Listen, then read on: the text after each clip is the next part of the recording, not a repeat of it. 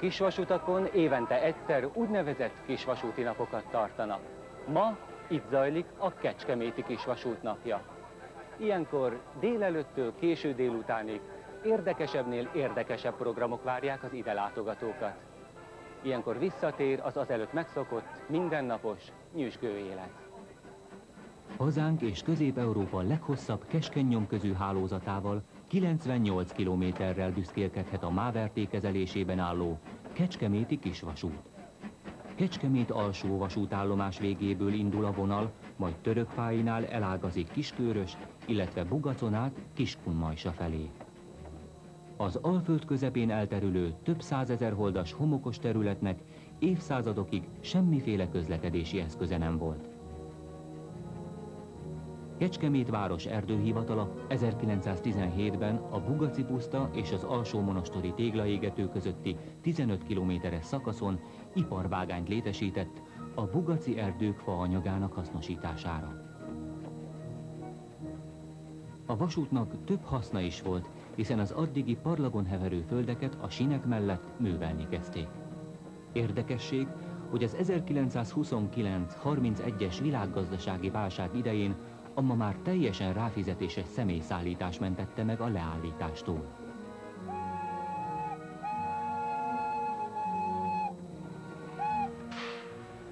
Fennmaradását elősegítette a Bugaci puszta felfedezése is.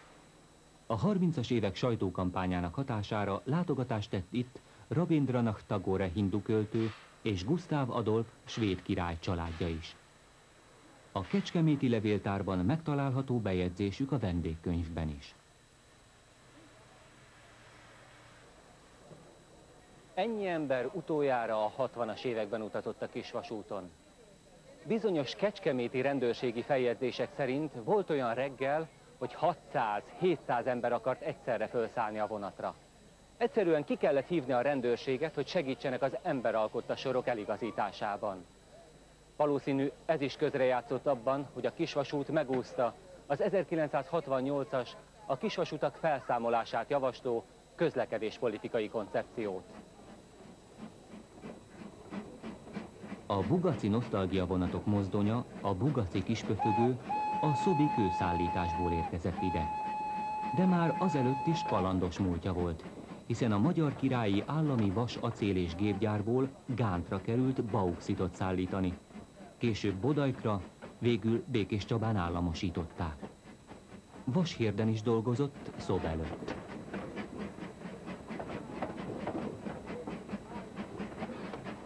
A zöld személykocsik a nosztalgia gőzöshöz tartoznak. A kékek a mindennapi személyforgalomban használatosak. Mégis a tanyasiak ezt is urizálásnak tartották és kékhintónak nevezték. A Kisvasút 1949-ben a MÁV állományába került. A vonatokon ma már nincs teherszállítás. Kecskemétet elhagyva a vasút a kiskunsági erdőkben érintetlen természetvédelmi területeken halad. Törökfáinál ketté ágazik a vágány, az alsó ág homokpusztán, a Kiskunsági Nemzeti Parkon és Bugacon át Kiskunmajsa felé tart, az északi rész Tanyák között Kiskőrösnek. Mindkét végállomás kapcsolódik a MÁV vonalaihoz. Az északi vonalat, a törökfái Kiskőrös szakaszt 1948-ban építették. A zömében megszűnt állomások nevei jól mutatják a Kisvasút egykori funkcióját.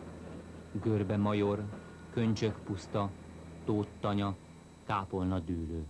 A megállókon valaha esemény volt a kisvonat érkezése. Még amikor sok utasa volt a vonatnak, már akkor is tartotta magát a vasutasok között az a legenda, miszerint van egy állomás, ahol soha nem láttak senkit le vagy felszállni. A vasútvonal menetrendjében a hosszú menetidő dacára nincsenek átfedések. Vagyis egy vonat akkor indul, ha már a másik visszaérkezett a kecskeméti állomásra. Így a valamikori kitérők már teljesen elvesztették funkciójukat. Régebben a munkaidőhöz, piachoz, tanításhoz, miséhez igazodott a menetrend. Ma egy vonat megy reggel 4-kor, egy délután 3-kor, egy pedig este. A tanyáknak és a kisvasútnak manapság alig maradt utasa. Néhány idősebb ember ma is a szombati Kőrösi piacra vagy a 7 órás istentiszteletre igyekszik. 6:30 ér be a vonat. A templomból vissza lehet jönni a 10-essel. Ha a piacra megyünk, a piac után esetleg fél nap is eltelhet, mire az esti 5-össel vissza tudunk jönni. A kisvasutat mindenki magáénak érzi. Vagy azért, mert itt született, vagy azért, mert innen ment el. A páhiak például azért, mert a vonat teljesen kettészeli a falut. Addig megáll a kergetőzés, megszakad a szó, vár a munka, amíg napközben egyszer elhalad a szerelvény. Az idősebbek véleménye szerint gyászmenet ez már, nem kisvasút.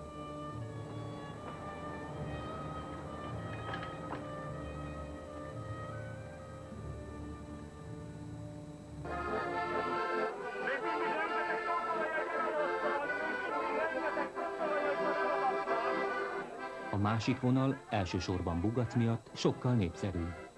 Ezen jár ünnepeken a Bugaci Kispöfögőbece nevű gőzös is. A kisvasúti napra minden falu kicsinosítja állomását, és valami meglepetéssel készül az utasok fogadására. Ezen a szakaszon megmaradtak az állomások és a várótermek is. Az első megálló Jakab-szállás. Itt a gőzös megáll, hogy vizet vételezzen. Ebből lesz ugyanis a gőz, amely hajtja a mozdonyt.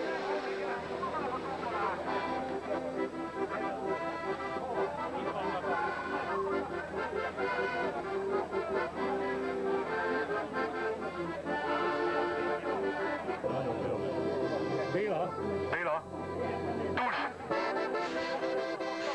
Nem tud kellőképpen mocorogni a Bugaci pusztába akkor, ha a mozdonyvezető és a fűtő munkáját nem segítik elő. Pedig nézzétek csak meg, hogy a Nagy Tibor barátom milyen díszes oklevelet fog átadni annak, aki ilyen veszélyes körülmények között fogja továbbítani a Bugaci pusztába ezt a gyönyörű szép kis gőzmozdonyunkat. A kisvasúti tiszteletbeli díszoklevélre itt licitálni kell. Aki a legtöbbet kínálja, az egy kicsit vezetheti is a mozdonyt, és a végén oklevelet is kap.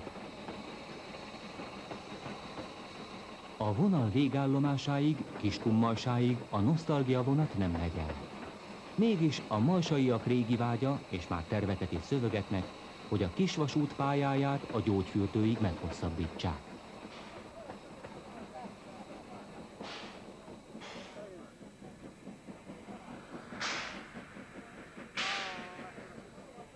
A kisvasúti nap abban is különbözik a többitől, hogy ilyenkor a ritkán látható gőzös és a szerelvény illegeti magát. A fotó vagy a film kedvéért akár vissza is tolat. Ilyenkor nem könnyű a sok fotóstól látni a vonatot. A kisvasút gőzmozdonya, Bugaci pöfögő, hű marad nevéhez, nem kell emelkedő ahhoz, hogy gyárkéményként füstöljön.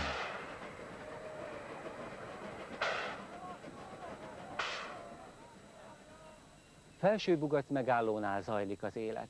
A 30-as években itt keménykötésű, igazi betyárősöket fitoktató szilajlegények várták és kápráztatták el az ide látogató külföldi dámákat és urakat. Ma a különleges vendégeket fogatok és hintók várják és viszik a csárdához. A lovas és csikós bemutatók igazi cirkuszi attrakciónak is beillenének.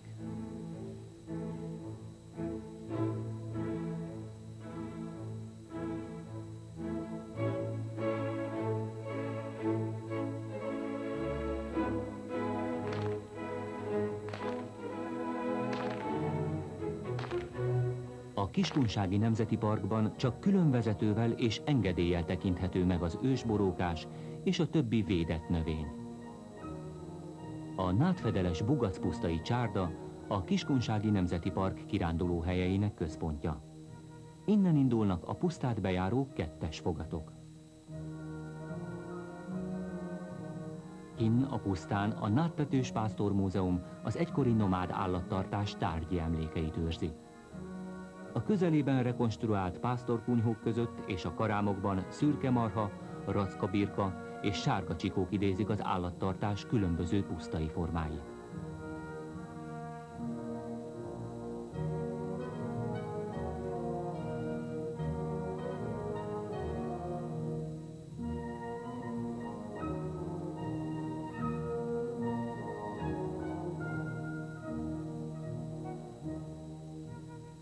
A kecskeméti állomás a kisvasút központja. Olyan, mint egy nagyvasúti állomás, sok vágánnyal, peronnal, várótermekkel. A kecskeméti állomás mögötti fűtőházban és mellékvágányokon több MK48-as mozdony áll készenlétben. Itt végzik az esetleges javításokat is. A kecskeméti állomáson található a keskeny nyomközű járműskanzen, sok muzeális mozdonnyal és személykocsival. A közép-magyarországi kisvasutak mellett meg kell említsük a már megszűnt szegedi, illetve a legnagyobb kiterjedésű alföldi gazdasági vasutat is. Így van ez mindig. Az élet mellett ott a halál, a vidámság mellett a szomorúság.